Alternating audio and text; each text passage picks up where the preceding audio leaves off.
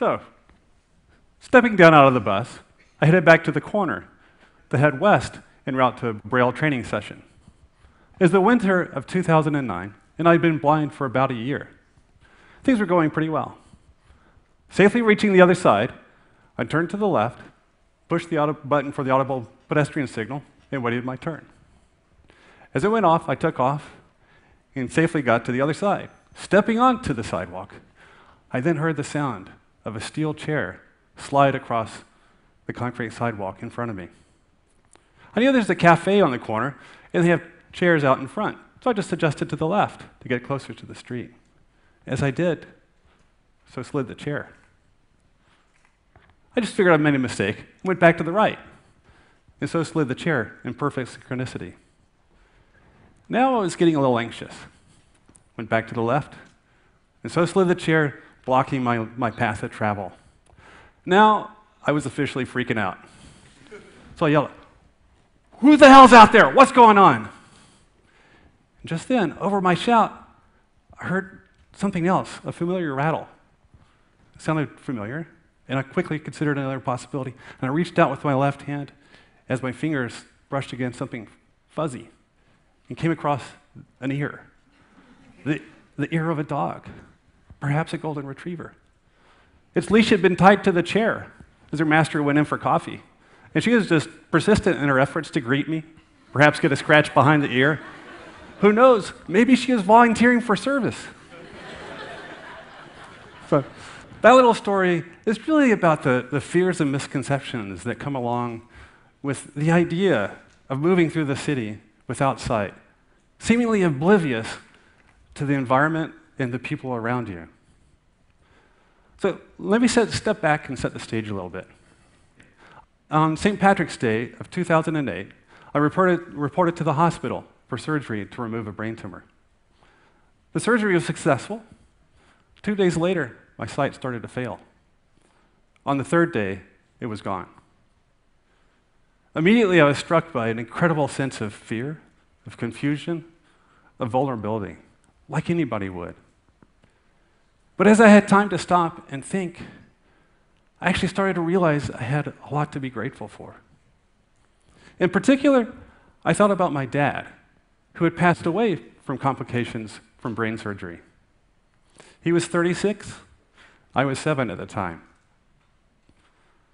So although I had every reason to be fearful of what was ahead and had no clue quite what was going to happen, I was alive. My son still had his dad. And besides, it's not like I was the first person ever to lose their sight. I knew there had to be all sorts of systems and techniques and training to have to live a full and meaningful, active life without sight. So by the time I was discharged from the hospital a few days later, I left with a mission to get out and get the best training as quickly as I could and get on to rebuilding my life. Within 6 months, I had returned to work. My training had started. I even started riding a tandem bike with my old cycling buddies and was commuting to work on my own, walking through town and taking the bus. It was a lot of hard work. But what I didn't anticipate through that rapid transition was the incredible experience of the juxtaposition of my sighted experience up against my unsighted experience of the same places and the same people within such a short period of time. From that came a lot of insights, or outsights, as I call them, things that I learned since losing my sight. These outsights range from the trivial to the profound, from the mundane to the humorous. As an architect, that stark juxtaposition of my sighted and unsighted experience of the same places and the same cities within such a short period of time has given me all sorts of wonderful outsights of the city itself. Paramount amongst those was the realization that actually cities are fantastic places for the blind. And then I was also surprised by the city's propensity for kindness and care as opposed to indifference or worse. And then I started to realize that it seemed like the blind seemed to have a positive influence on the city itself. That was a little curious to me. Let me step back and take a look at why the city is so good for the blind.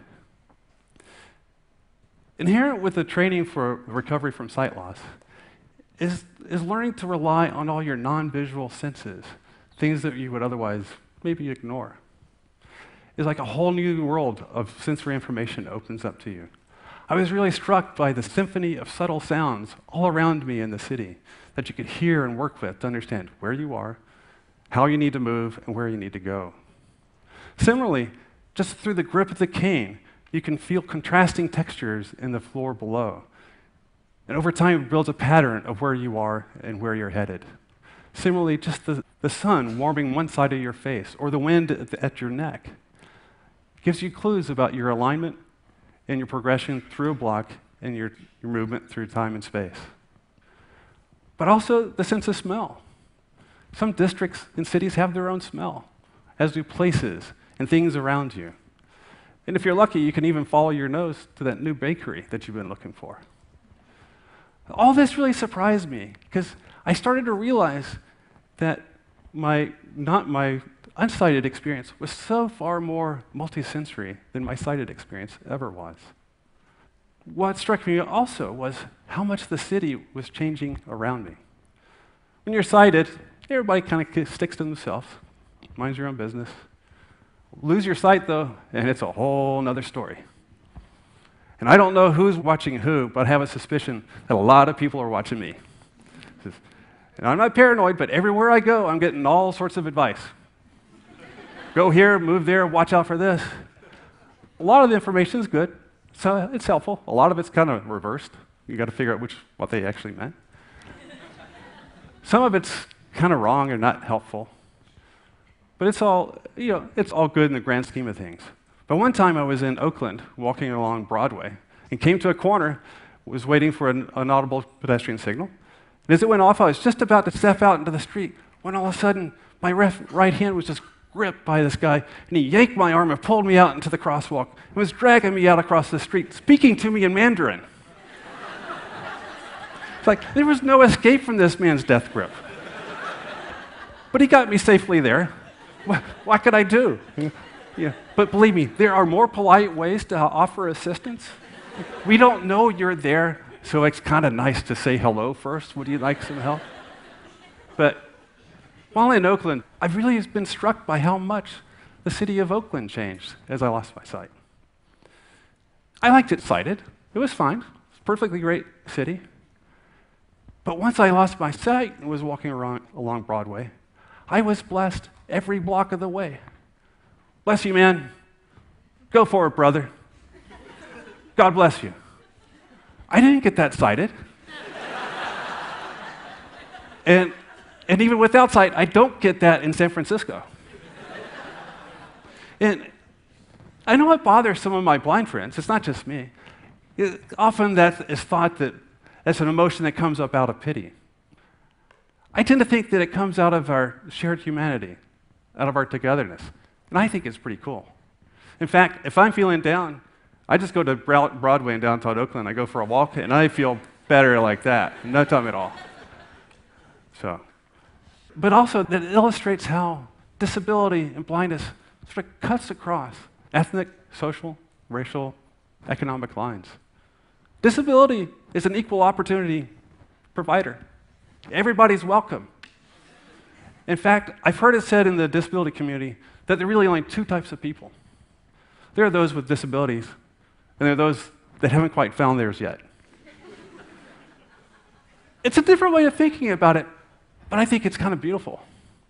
Because it is certainly far more inclusive than the us versus them, or the able versus the disabled.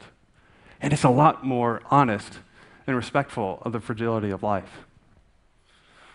So my final takeaway for you is that not only is the city good for the blind, but the city needs us. And I'm so sure of that I want to propose to you today that the blind be taken as the prototypical city dwellers when imagining new and wonderful cities, and not the people that are thought about after the mold has already been cast. It's too late then. So if you design a city with the blind in mind, you'll have a rich, walkable network of sidewalks with a dense array of options and choices, all available at the street level. If you design a city with the blind in mind, sidewalks will be predictable and will be generous. The space between buildings will be well balanced between people and cars. In fact, cars? Who needs them? If you're blind, you don't drive. They don't like it when you drive. If you design a city with the blind in mind, you design a city with a robust, accessible, well-connected mass transit system that connects all parts of the city and the region all around. If you design a city with the blind in mind, there'll be jobs, lots of jobs. Blind people want to work too. They want to earn a living. So, in designing a city for the blind, I hope you start to realize that it's actually would be a more inclusive, a more equitable, a more just city for all. And based on my prior-sighted experience, it sounds like a pretty cool city, whether you're blind, whether you have a disability, or you haven't quite found yours yet. So thank you.